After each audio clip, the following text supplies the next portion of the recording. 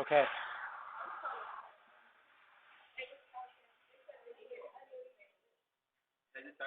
Yes, started.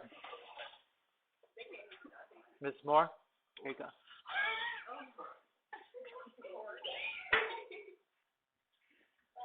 Calling Ms. Moore. We need you.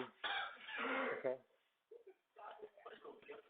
Okay, so now we do the solving equations part, right? We did the graphing functions. We did the simplifying expressions. Now we do the solving equations part. And there's really like two different kinds of rational equations that you end up solving. And you could use the same methods to solve them both, but actually you could do it in an easier way for one of them. You know, like almost everything we've done so far, the first step involves factoring. Yoo-hoo.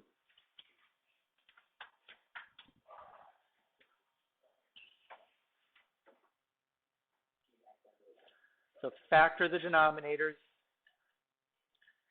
Find the least common denominator. That should make some sense.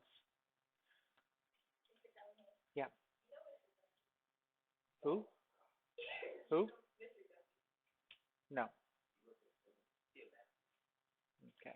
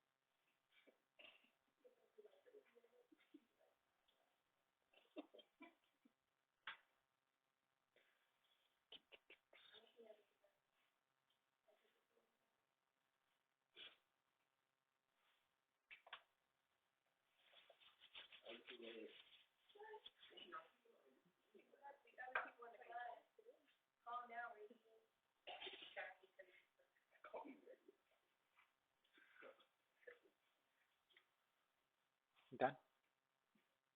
Flex? And last one? Okay.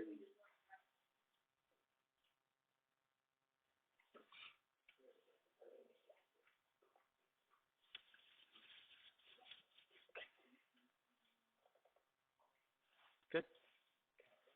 So next one, I'll show you. We're going to do these steps on this problem here. So what does it say? The first step you just wrote down.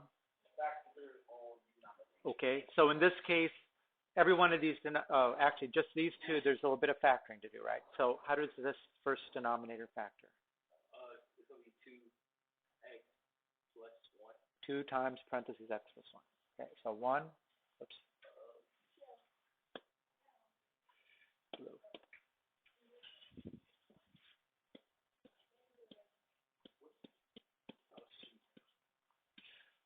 Okay. How about the second denominator? It's a difference of squares, right? So x plus 1 times x minus 1.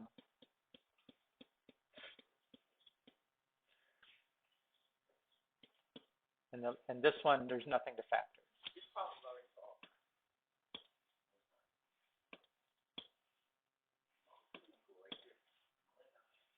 See if this is going to give me more trouble. Okay.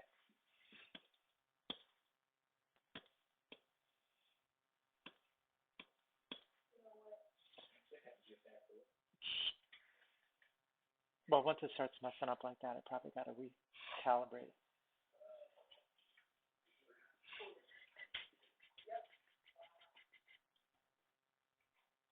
And you know you're in trouble when it won't even do that. There we go.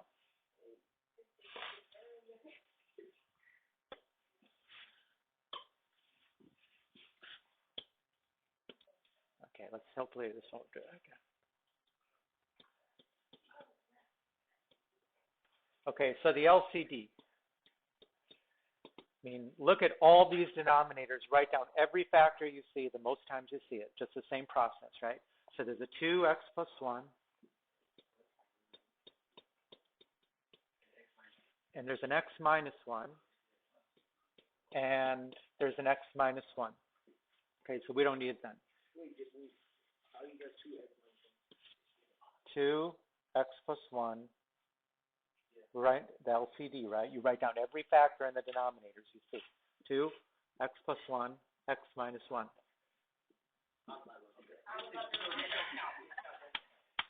That counts. Okay. So we factored, we found the LCD. What was say next? What are the steps? Just multiply, right? Which means multiply all terms by that LCD. I'm going to change color here. So I'm going to multiply times 2x plus 1, x minus 1, right? Times 2x plus 1, x minus 1. Times 2x plus 1, x minus 1.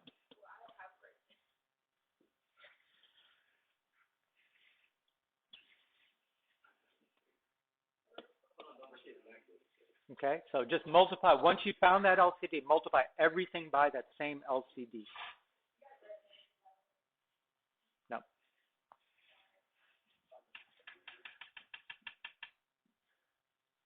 Okay, what does the next step say? Okay, Cancel all denominators. right. Now it should be that all these denominators will cancel with something in the numerator. Like 2 cancels with 2. X plus 1 cancels with x plus 1. X plus 1, x minus 1, cancel. X minus 1, x minus 1.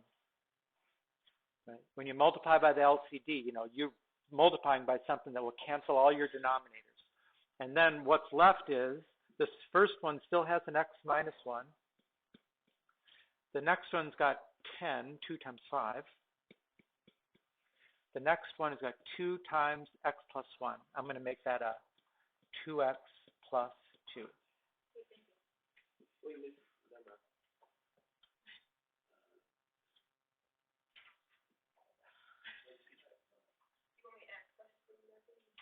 We only have 11 sides, so you can use one every once in a while. Yeah. Wow.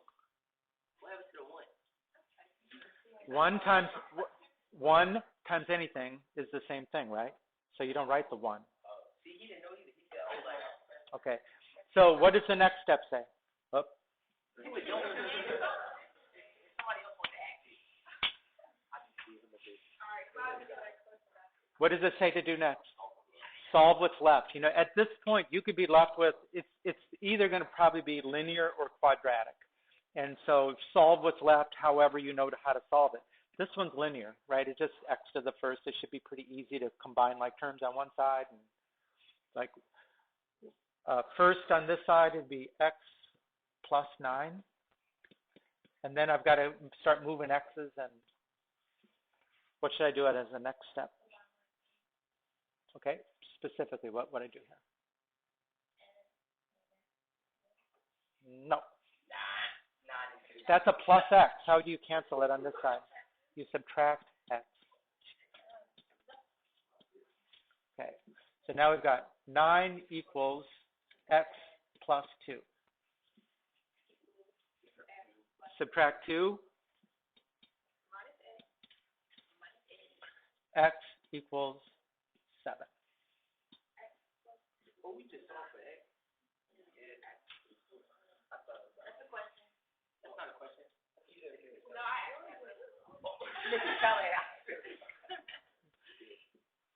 Okay, what does it say next? Okay, the check for extraneous, we're not going to solve the whole thing. I mean, you could definitely put it in 7 here, here, and here and see whether the left equals the right. But really what you're looking for is that 7 doesn't make you divide by 0. Okay. Then go ahead and check it. I'm going to check to make sure we don't divide by 0. right? If I put in a 7 here, would that make that denominator 0? No?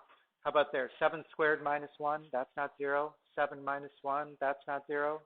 So you always want to make that check, because a lot of times one of the answers will make you divide by 0 in the original equation. So you would call that extraneous, right? So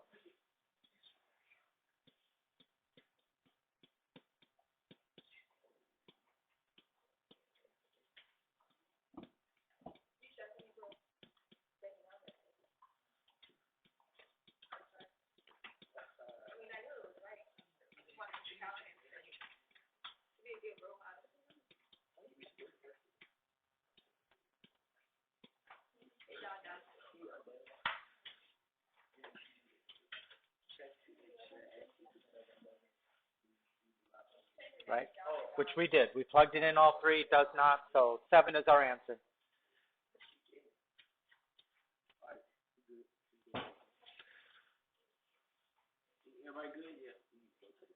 Question? Okay. No, you just asked a question, all of them. I'm just looking to take them off the list. Okay, try it with this. Try the same steps again. Factor those denominators. Find LCD. Multiply. See if you can manage your way through this one.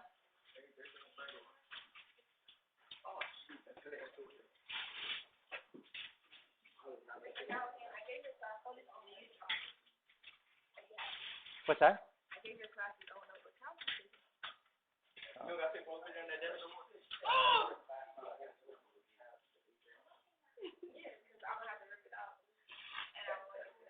Square root of 69, we can work it out.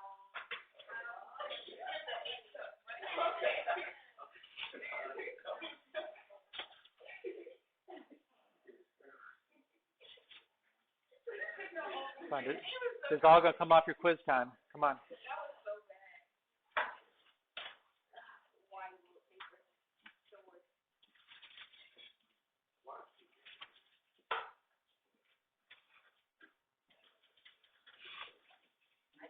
Factor the denominators. There's only one denominator. It's got to be factored, right? So do it.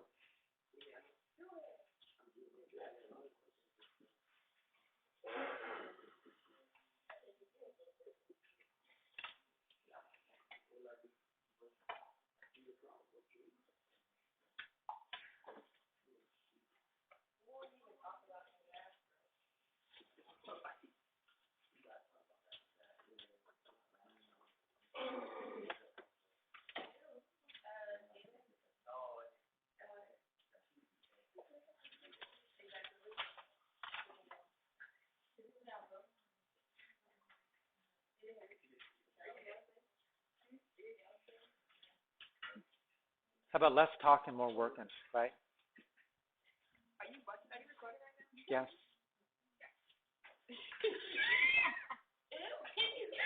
Look, I would like to review before the quiz, but we won't if you guys clown around at me, believe me. Again, that's why all you guys can bring this class down. If you want to just, with your behavior, make this into an unproductive class.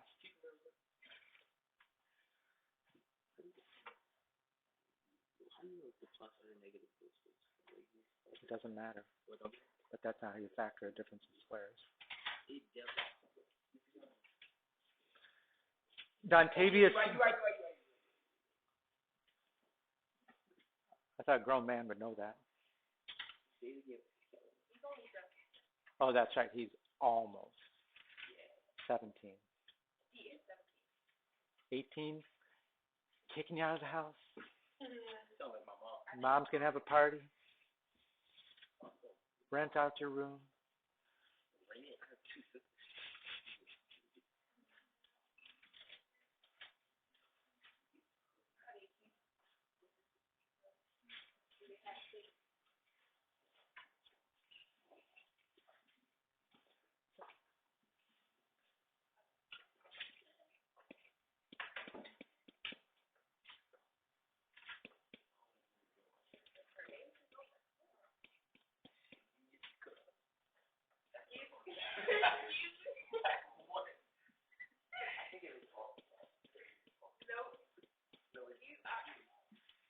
Right, so you should have got that far, right?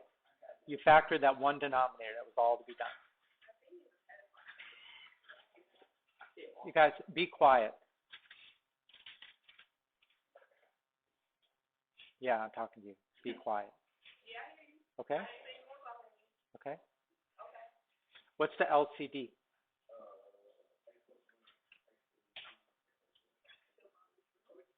I thought you said you gotta take all the bottom ones and use it as, it's x plus 2 and x negative 2.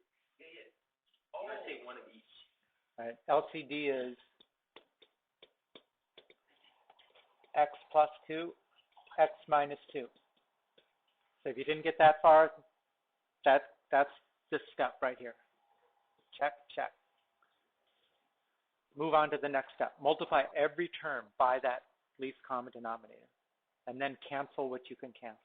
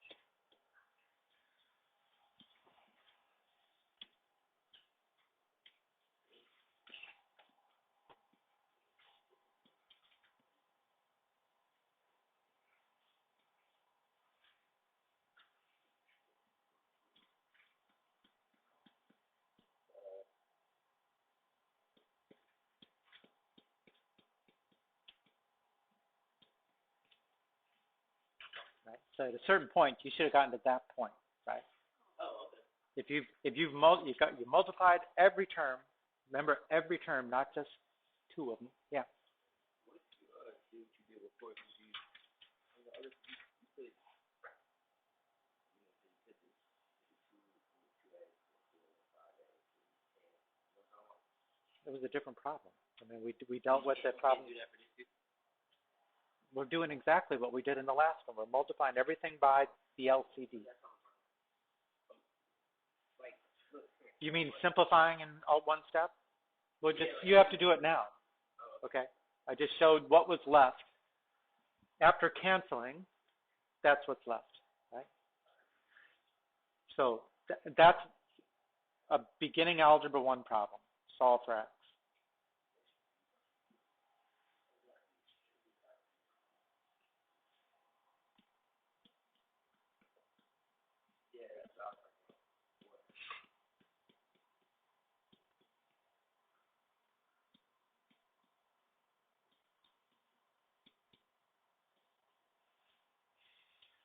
Is that right?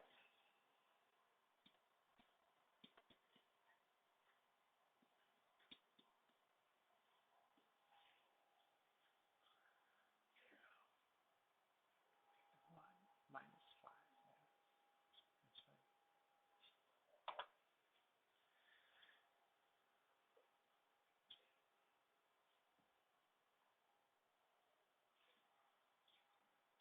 That's right. Okay, so if you solved it, right, you get down to x equals 0.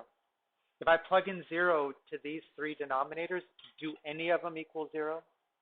Does it make any of the denominators equal 0? 0 plus 2? No. Right. 0 plus 2. 0 minus 2. 0 squared minus 4. Do any of those equal 0? No. Because these don't equal 0, there's no extraneous.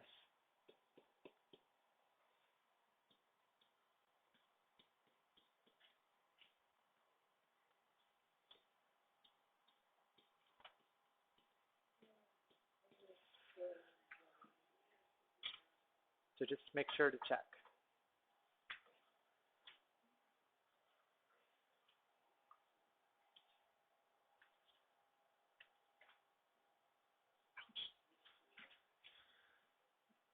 good? Okay. Now, I'm going to solve this one the same way. You will see. So this will be x plus 3 divided by x plus 4 times x minus 1 equals x plus 2 times x plus 2, oops, edit, undo, x plus 4 times x minus 4. LCD is x plus 4 times x minus 1 times x minus 4.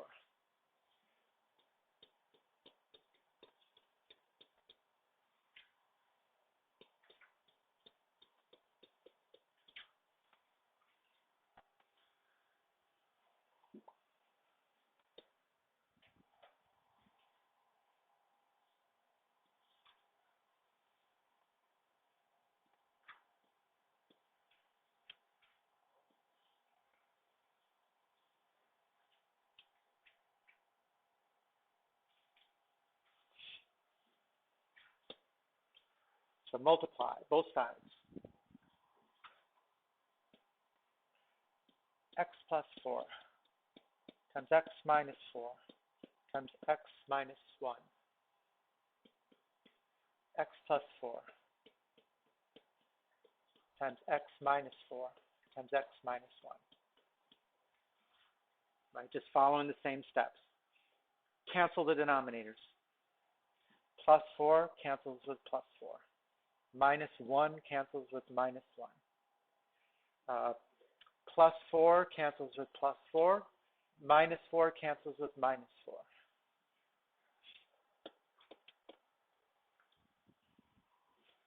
So now we've got x minus 4 times x plus 3 equals x plus 2 times x minus 1.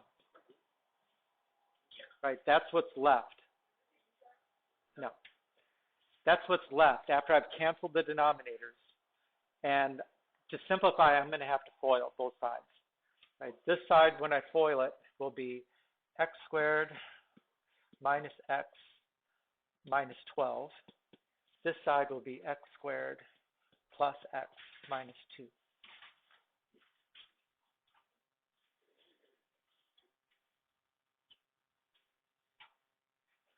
Right, subtract the x squareds. Negative x minus 12 equals x minus 2. Okay, add x to both sides. Negative 12 equals 2x minus 2. Add 2 to both sides. Negative 10 equals 2x. X equals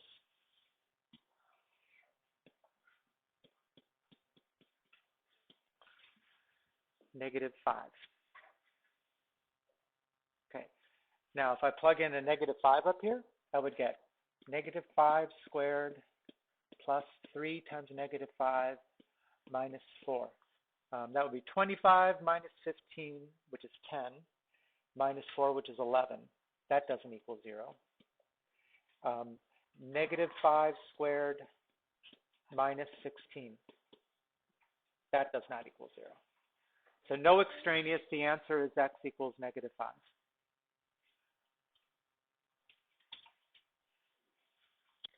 Now, with that particular kind of problem that we started with here, you actually have another option for solving it, which does not involve finding least common denominators or any of that stuff, right?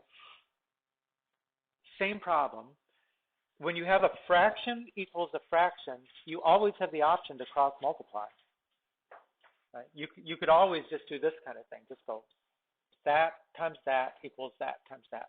Now, it may make in this case, it's actually a little more complicated problem, but in one step, you lose all the denominators, and you're not finding least common denominators or anything anymore. So this one would be x squared plus 3x minus 4 times x plus 2 equals x plus 3 times x squared minus 16.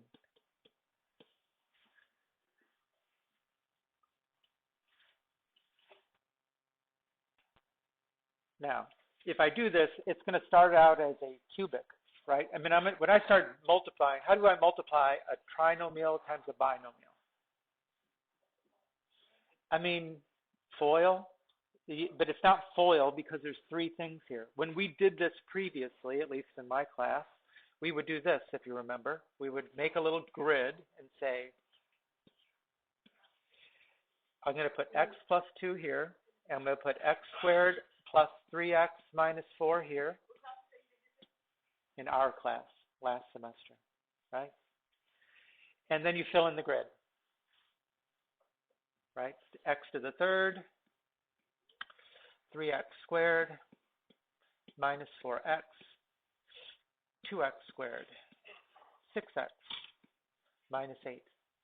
Just fill in every square by multiplying what's on the left and what's on the top, right? And that gives us x to the third plus 5x squared plus 2x minus 8.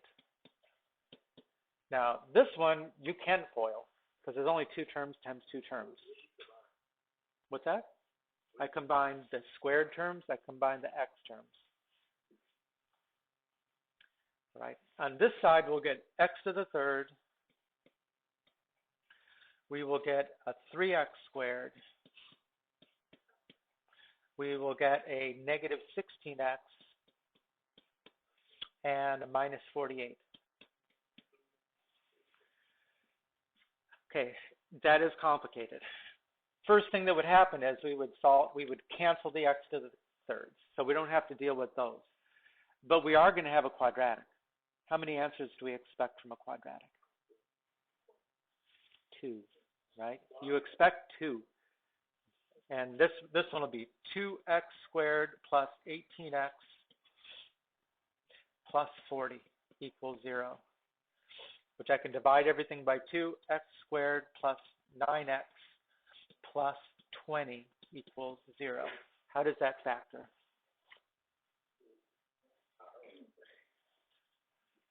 This is the most basic factoring. 1x squared, so it's what are the factors of 20 that add up to 9? 4 and 5.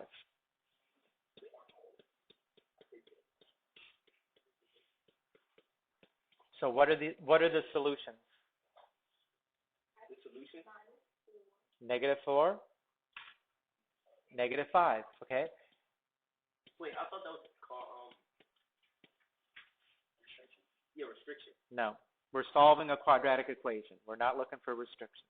Now, when we solved this the other way, when we solved it doing this stuff, we only got one answer, -5. When we solved it this way, we got 2 answers. So, but what happens if I plug that answer into that denominator? What do I get? -4 squared minus 16. It's 0. So that's why that one would be an extraneous solution because it would lead to a divide by 0. And it would be thrown out. So the only answer is that one right there. So which one do you suggest we do?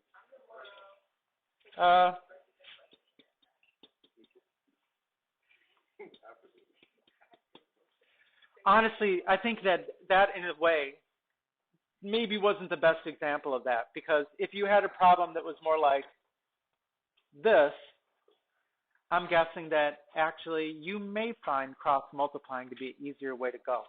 Try to cross multiply those and see what you get. You won't get a cubic.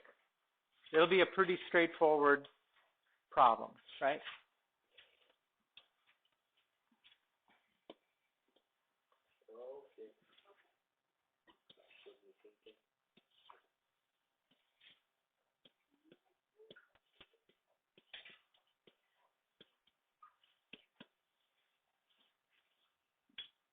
Right? So cross multiply. Students are always trying to cross multiply in situations which are not appropriate, but this is when it's appropriate. When it's an equation, a fraction equals a fraction, then you can cross multiply.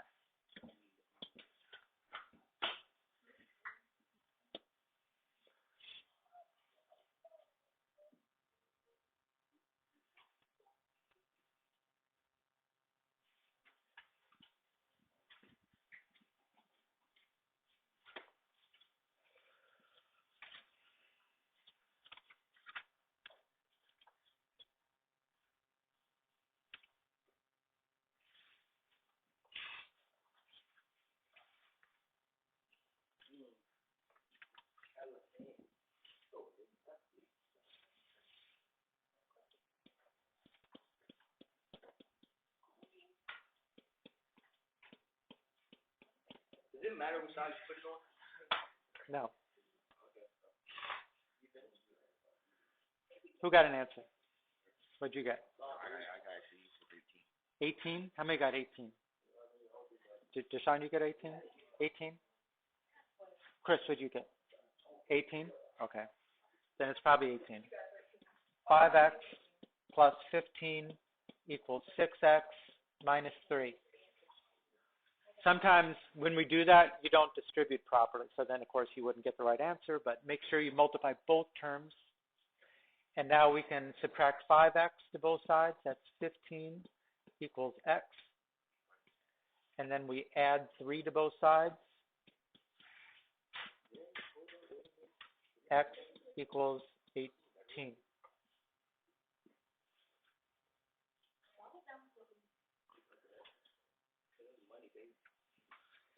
Because, when we multiplied these, there was no like x's times x's. So it really just stayed as a linear problem, which is easier. I mean, this is, again, that's like a beginning of Algebra 1 problem. Variables on both sides kind of thing. So you can't do, if you have a problem like that, you cannot cross multiply because that's not a fraction equals a fraction. You're going to have to follow these steps if there's more than one term on one side. But if it is a fraction equals a fraction, you always have the option to just cross multiply. And now you're not doing any of that least common denominator stuff. Now, what did we see happen when we solved it that way? We actually got an extra answer that we had to throw out. So, that is, maybe it's better if you know the process just to always use the least common denominator way. Okay, that's it. So I'm going to write the homework up here. Write your name on the U-Tries, keep them at your desk. I'm going to come around and sign off on them while you're taking the quiz.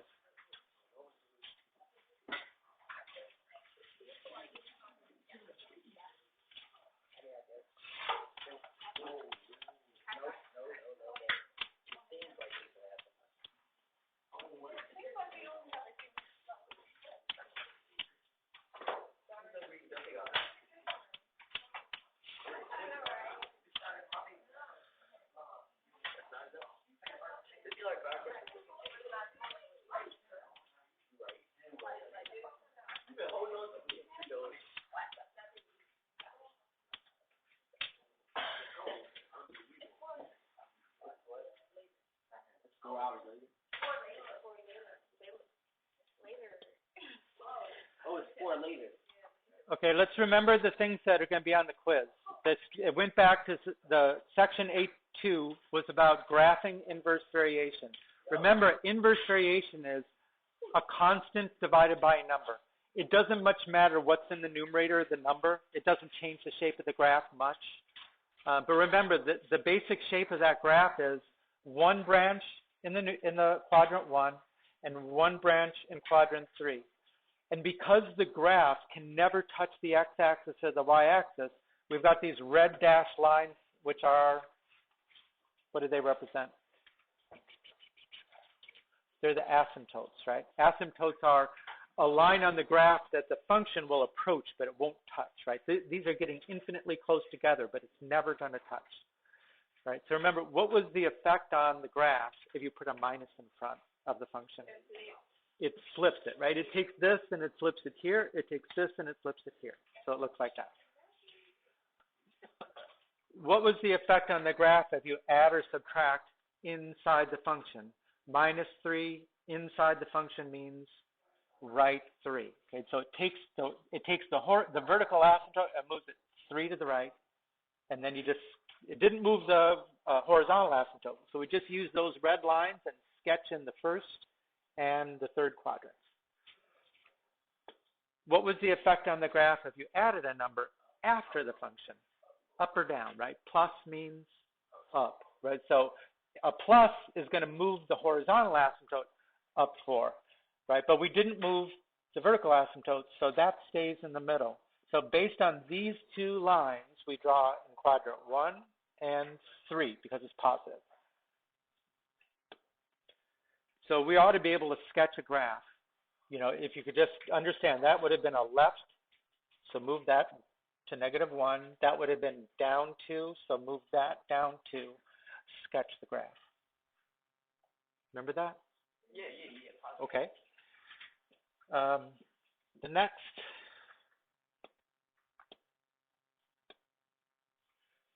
was vertical asymptotes.